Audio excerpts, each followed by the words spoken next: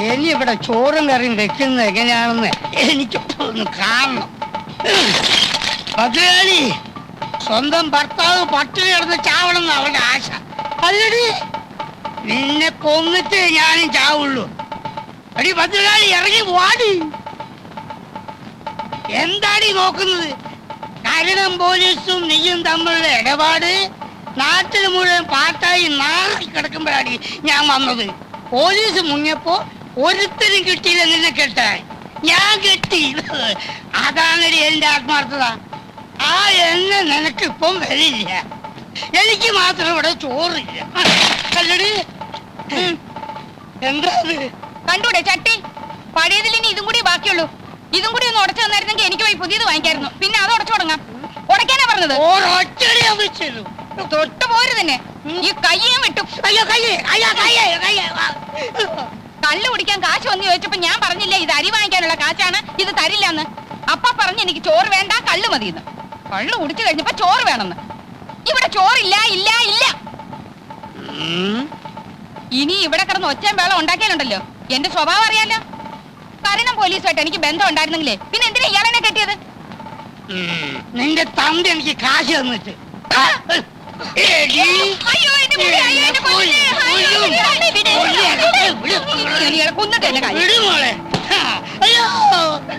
അവളെ വിടടി, എന്നെ കൊല്ലട്ടെ. ഞാൻ ചത്തല്ല, അവക്ക് കരുണം പോലീസില്ലേ. പിള്ളേരുടെ മുമ്പിൽ വെച്ച് തോന്നിയാസം പറയരുതെന്ന് ഞാൻ പറഞ്ഞിട്ടില്ലേ? കരുണം പോലീസുമായിട്ട് എനിക്ക് ബന്ധം ഉണ്ടായിരുന്നെന്ന് തന്നെ കൂട്ടിക്കോളൂ. നിങ്ങളുടെ ആദ്യ ഭാര്യ പതിവ്രത ആയിരുന്നല്ലോ. എന്നിട്ട് എന്തേ അവളൊരു ലോക കള്ളനെ പറ്റൂ? മുട്ടയെന്ന് വിരുന്നതിന് മുമ്പ് ജയിലിൽ കിടന്നില്ലേ? ഇപ്പോഴും ആളുകളെ പറ്റിച്ച് നടക്കില്ലേ?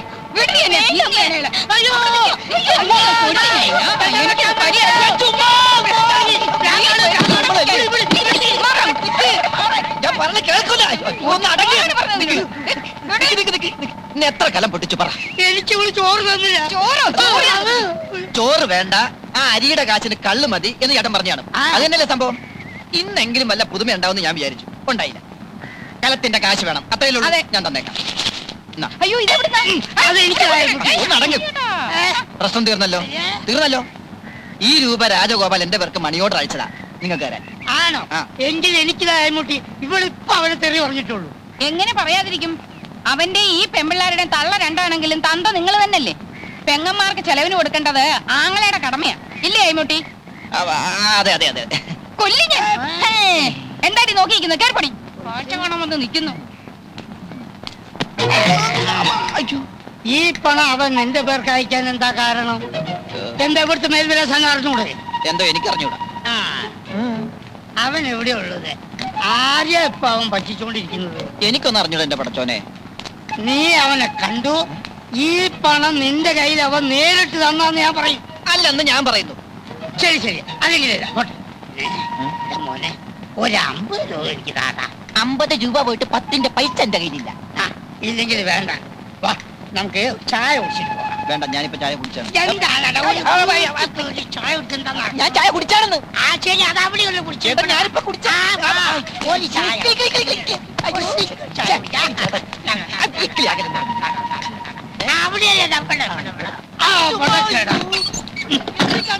അതെ, വാതിലടിച്ച് കുറ്റിയിട്ടതാ. നിനക്കറിയാം അവൻ എവിടെയാ ഉള്ളത്. അവൻ കാശുണ്ടാക്കുന്നുണ്ടെന്നുള്ളതും എനിക്ക് മനസ്സിലായി. അവനെ കാണിച്ചു തരാതെ നിന്നെ ഇവിടുന്ന് പുറത്തു വിടുന്ന പ്രശ്നമല്ലേ ആയിമുട്ടി പറ്റി. അവനെ കേടാ. എനിക്ക് ആ അഡ്വാൻസ് കിട്ടിയ വളരെ നന്നായിരുന്നു. പറഞ്ഞിരുന്ന സമയം കഴിഞ്ഞിരിക്കുക. അതെ ഡോക്ടറെ, ഞാനേ വളരെ പ്രധാനപ്പെട്ട കാര്യം പറയാനാ വന്നത്. അഡ്വാൻസ് എന്തിനാ? ഞാൻ ഈ ആശുപത്രി എന്നെ എഴുതി അങ്ങോട്ട് തരുമല്ലോ. ആശുപത്രി കിട്ടിയിട്ട് എനിക്ക് എന്താ കാര്യം? അതെ, അതെന്താണെന്ന് വെച്ചാൽ ഞാൻ പറഞ്ഞുതരാമെന്നേ. ഡോക്ടർക്ക് ഇപ്പൊ ഈ നാട്ടിൽ എന്താ പേരെന്ന് അറിയുവോ? എന്റെ മോൾ ഒരു ദിവസം ലണ്ടനിൽ ഫോൺ ചെയ്ത് ചോദിക്കുക, അച്ഛാ നമ്മുടെ ആശുപത്രി മിടുക്കനും സുന്ദരമായ ഡോക്ടർ എത്തിയെന്ന് കേട്ടത് ശരിയാണോ എന്ന്. ഞാൻ പറഞ്ഞു ശരിയാണെന്ന്. അവക്ക് ഭയങ്കര സന്തോഷമായിപ്പോയി. അതായത് ഡോക്ടറിന്റെ പേര് ലണ്ടൻ വരെ എത്തിയിരിക്കുന്നു. ആരോ ഇവിടുന്ന് ഊമക്കത്തെഴുതി അറിയിച്ചതാവും. ഇനിയും കുറച്ചു കാലം കൂടി ഞാനിവിടെ നിൽക്കേണ്ടി വന്നാൽ ലണ്ടൻ മാത്രമല്ല ലോകം മുഴുവൻ ഞാൻ അറിയപ്പെടും. അതാണ് എന്റെ അവസ്ഥ. അറിയപ്പെടണം. അതിൽ ഏറ്റവും കൂടുതൽ സന്തോഷിക്കുന്നത് ഞാനായിരിക്കും. എന്റെ മോള് ലണ്ടനിൽ എന്ത് ചെയ്യുന്നു എന്ന് ഡോക്ടർ ചോദിച്ചില്ല. മകളവിടെ എന്തൊക്കെ ചെയ്തു കൂട്ടുന്നു എന്ന് ഇവിടെ ഇരുന്നുകൊണ്ട് നിങ്ങൾക്ക് പറയാൻ പറ്റില്ലല്ലോ, അതുകൊണ്ട് ചോദിച്ചില്ലെന്നേ ഉള്ളൂ. അവളവിടെ FRCS പഠിക്കുകയാണ്. വളരെ സന്തോഷം. ഞാനൊരു ശുദ്ധ മനസ്കനാണേ. ഞാൻ അതിലും ശുദ്ധ മനസ്കനാ. അല്ല, അതെനിക്കറിയാം. അതുകൊണ്ട് തന്നെ നമ്മൾ തമ്മിൽ വളച്ചുകെട്ടി സംസാരത്തിന്റെ ആവശ്യമില്ല. ഡോക്ടറിന്റെ മരുമോനായി കാണാൻ ഞാൻ ആഗ്രഹിക്കുന്നു. എനിക്കാകെ ഒരു മകളേ ഉള്ളൂ. അവളെ സുരക്ഷിതമായ കയ്യിലേൽപ്പിച്ചാൽ. എന്റെ കൈ വളരെ സുരക്ഷിതമായ കൈയാണ്. പക്ഷേ ഒരു പക്ഷമില്ല ഡോക്ടർ, ഞാൻ തീരുമാനിച്ചു കഴിഞ്ഞു. എനിക്ക് അഡ്വാൻസ് പെട്ടെന്ന് കിട്ടിയിരുന്നെങ്കിൽ. ഇല്ല, ഇനി നമ്മൾ തമ്മിൽ അഡ്വാൻസും ഇല്ല, ശമ്പളവും ഇല്ല. എന്റെ മോളെയും അതോടൊപ്പം ഈ ആശുപത്രിയും കൂടി അങ്ങോട്ട് ഏൽപ്പിക്കുക.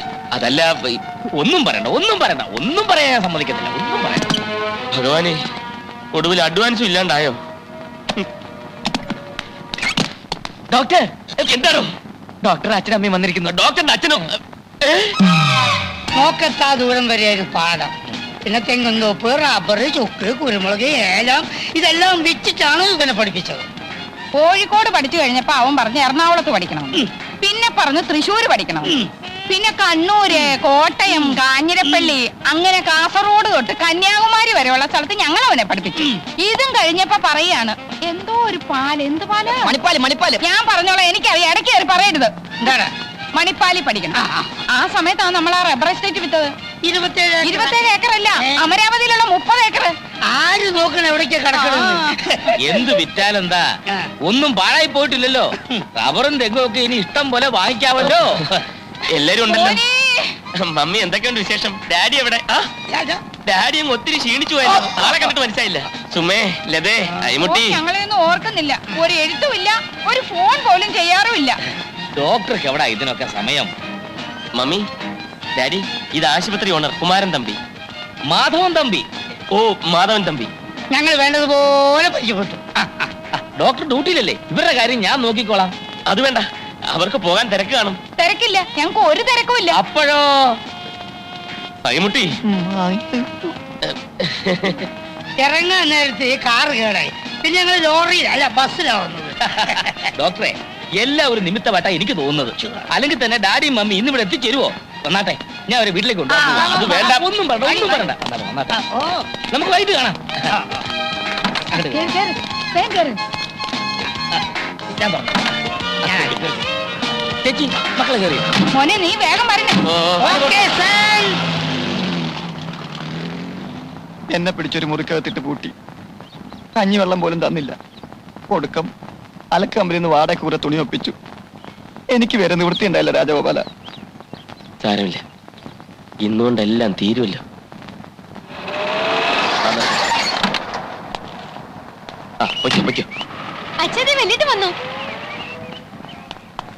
നിങ്ങൾക്കെങ്കിലും കുറച്ച് ബുദ്ധി ഉണ്ടായിരുന്നില്ലേ? പറഞ്ഞൂടായിരുന്നു?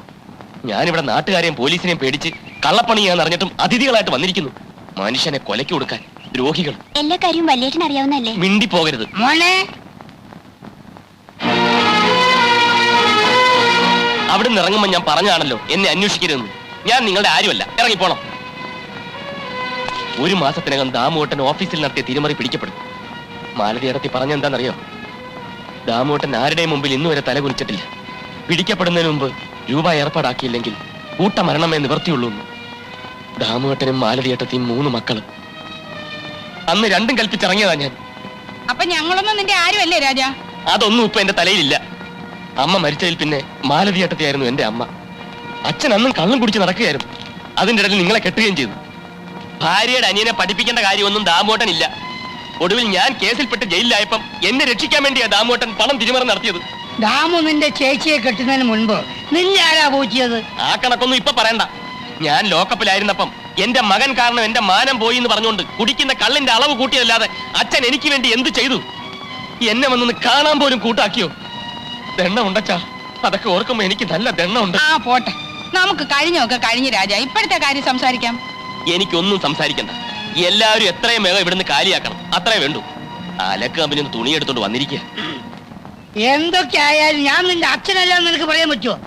നിന്റെ എല്ലാ കാര്യങ്ങളും ഉത്തരവാദിത്തോടു കൂടി ചെയ്യാൻ എനിക്കല്ല മറ്റാർക്കാണ് മോശം?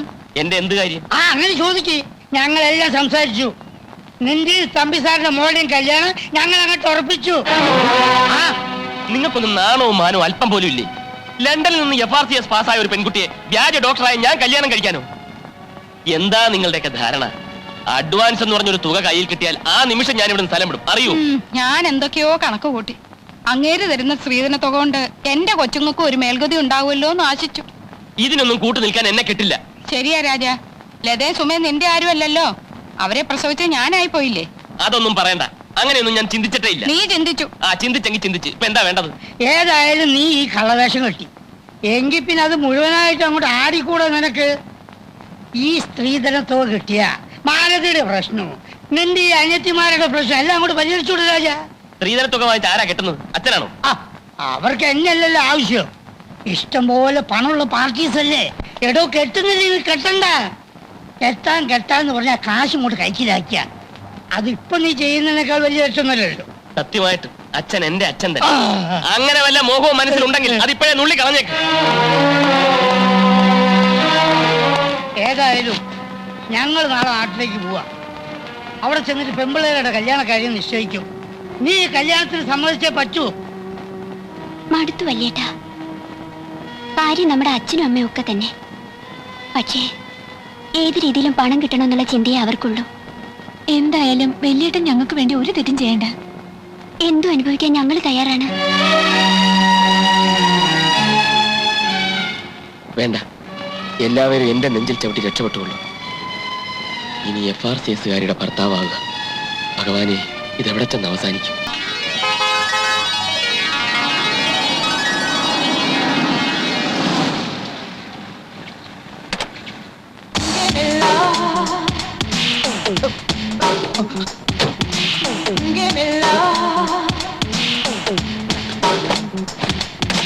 രാഘവ, മാധവി, എല്ലാരും പെട്ടെന്ന് വാ.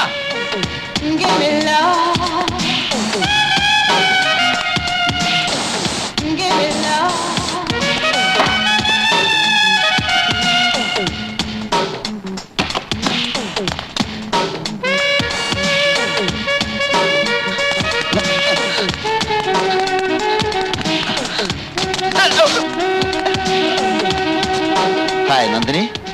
ഹലോ ദേവേട്ടൻ.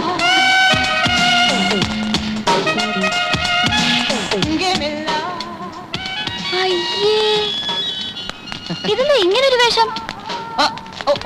അത് ഒരു രസം. ആശുപത്രിയിലെ ഭയങ്കരമായ തിരക്കുകളൊക്കെ കഴിഞ്ഞ് വീട്ടിലെത്തിയാൽ ഉടൻ ഞാൻ എപ്പോഴും പാൻസിന്റെ മേലെ ഇങ്ങനെ ഒരു കൈലി എടുത്ത് കൊടുക്കും. അതെന്തിനാ? മാറ്റാം. അമ്മ അവൻ എന്നോടൊരു വാക്ക് പറഞ്ഞില്ലല്ലോ. ഞാനും എയർപോർട്ടിൽ വരുമായിരുന്നില്ലേ? പറയാൻ വേണ്ടി ഞാൻ തന്നെ മുറി വന്നായിരുന്നു. അപ്പൊ നീ കുളിക്കുകയായിരുന്നു. കുളിക്കുന്നതിന് മുമ്പ് പറയായിരുന്നില്ലേ? അല്ല, അപ്പൊ ഞാൻ കുളിക്കുകയായിരുന്നു. അല്ല, എന്റെ കുളി കഴിഞ്ഞപ്പോഴല്ലേ അമ്മാവൻ കുളിച്ചത്? അല്ല, നിന്റെ കുളിക്ക് ശേഷം കുളിച്ചത് നിന്റെ അമ്മായിയായിരുന്നു. അല്ലല്ലല്ല, ഞങ്ങളുടെ കുളിക്ക് മുൻപായിട്ടല്ല അമ്മാവൻ കുളിച്ചത്. എന്റെ കുളിയും അമ്മാവന്റെ കുളിയും നടക്കുന്നതിന് മുൻപായിട്ട് ഈ വീട്ടിൽ വേറെ ആരെങ്കിലും കുളിച്ചോ എന്നുള്ളതാണ്. എന്തോന്നാ ദേവേട്ട ഇത്? കുളി കോമ്പറ്റീഷനോ? ഈ ദേവേട്ടന് ഒരു മാറ്റമില്ലല്ലേ? പഴയതുപോലെ തന്നെ. ആ, നിങ്ങളുടെ കുളി ഡിസ്കഷൻ നടക്കട്ടെ. അതിനിടയ്ക്ക് എനിക്ക് ഏതായാലും ഒന്ന് കുളിക്കണം. അല്ല മഹാദേവ, പിന്നെ ഈ കാറും ഷെഡിലിട്ടേരെ.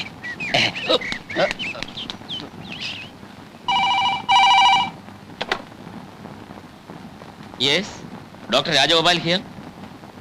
തമ്പി സാർ, എന്താ സാർ? പിന്നെ എന്റെ മോളുണ്ടല്ലോ നന്ദിനി, FRCS, അവള് ലണ്ടനിൽ നിന്ന് വന്നു. ഇന്ന് അത്താഴം നമുക്ക് ഒരുമിച്ചാവാം. കൂട്ടത്തിലെ വളരെ പ്രധാനപ്പെട്ട ഒരു കാര്യം സംസാരിക്കാവാം. അല്ല, അതിപ്പോ ഇവിടുത്തെ തിരക്ക് സാറിന് അറിയാമല്ലോ.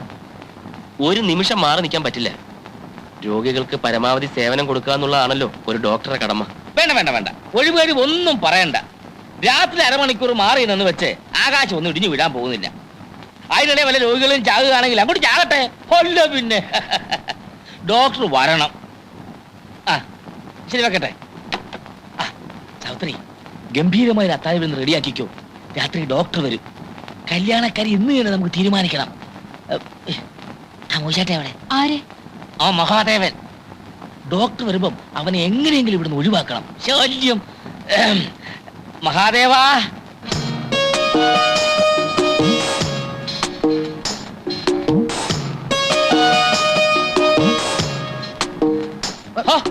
നീ ഇവിടെ വന്ന് നിൽക്കുകയാണ്. അമ്മാവൻ പൊയ്ക്കോ അമ്മാവൻ പൊയ്ക്കോ. നന്ദിനി ഇപ്പൊ വരും. എല്ലാ കാര്യങ്ങളും സംസാരിക്കണം. പോകൂ. പിന്നെ കുളി കഴിഞ്ഞ് ഗാർഡനിൽ വരാമെന്ന് ഏറ്റിട്ടുണ്ട്. ആണോ? അതെ. അപ്പൊ ഞാൻ വന്ന് എത്ര നന്നായി. എന്താ അമ്മാവ? ഇപ്പൊ നീ സംസാരിച്ചാൽ ആകെ കുളമാകും മഹാദേവ. ഇന്നലെ നിന്നെ പുകഴ്ത്തി ഞാൻ ഒരുപാട് സംസാരിച്ചു നോക്കി, ഫലം ഉണ്ടായില്ല. ഒരു കാര്യം ചെയ്യും, നീ ഇപ്പൊ തന്നെ സ്ഥലം വിട്ടു. എന്തിന്? പട്ടണത്തിൽ പോയി ഒരു സിനിമ കണ്ടേച്ചു വാ. ഒരു പുതിയ ഹിന്ദി സിനിമ കളിക്കുന്നുണ്ടല്ലോ, ദീപാലി ചാവാലി ദിൽബലീഹും. ദുൽഹനിയ ലേ ജായേംഗെ അതാണ്. അത് തന്നെ. അതിന്റെ കഥ അറിയാവോ നിനക്ക്? അറിയില്ല. ആ, ഇതതിന്റെ കുഴപ്പം. അതിന്റെ കഥ ഞാൻ പത്രത്തിൽ വായിച്ചതാ. ഓഹോ. നന്ദിനെ പോലെ ലണ്ടനിൽ പഠിച്ച നായിക, അവളെ വശത്താക്കാൻ 18 അടവും പ്രയോഗിക്കുന്ന നായകൻ. അതിൽ 18 പഠിക്കണമെന്നൊന്നുമില്ല, ഒരു 4-5 അടവെങ്കിലും പഠിക്കാതെ ഇനി നീ അതിനോട് സംസാരിക്കണ്ട. അത് അപകടമാ. അച്ഛനിൽ സിനിമ കണ്ടേച്ചുവാ. അത് എങ്കിൽ ഞാൻ നന്ദിനിയെ കൂടി വിളിക്കാം. ഞങ്ങൾ ഒരുമിച്ചൊരു സിനിമ കണ്ടിട്ട് ഒരുപാട് നാളായ അമ്മാവ. എന്താ മഹാദേവ നീ ഇങ്ങനെ വിവരക്കേട് സംസാരിക്കുന്നത്? അവൾ ആ സിനിമ കണ്ടാൽ നീ പ്രയോഗിക്കുന്ന അടവെല്ലാം സിനിമയെന്ന് കണ്ടുപഠിച്ചാണെന്ന് അവക്ക് മനസ്സിലാവില്ലേ? ഓ, കറക്റ്റ് കറക്റ്റ്. വിട്ടോ, സ്ഥലം വിട്ടോ. രൂപ എന്റെ പിന്നെ ഇത് ഞാൻ തന്നതാണെന്ന് പറഞ്ഞിട്ട് അമ്മാവരിന്ന് നന്ദിനിക്ക് കൊടുക്കണം. ഇത് നന്ദിനിക്ക് ഞാൻ കൊടുക്കണം. കൊടുക്കണം. കൊടുക്കാം.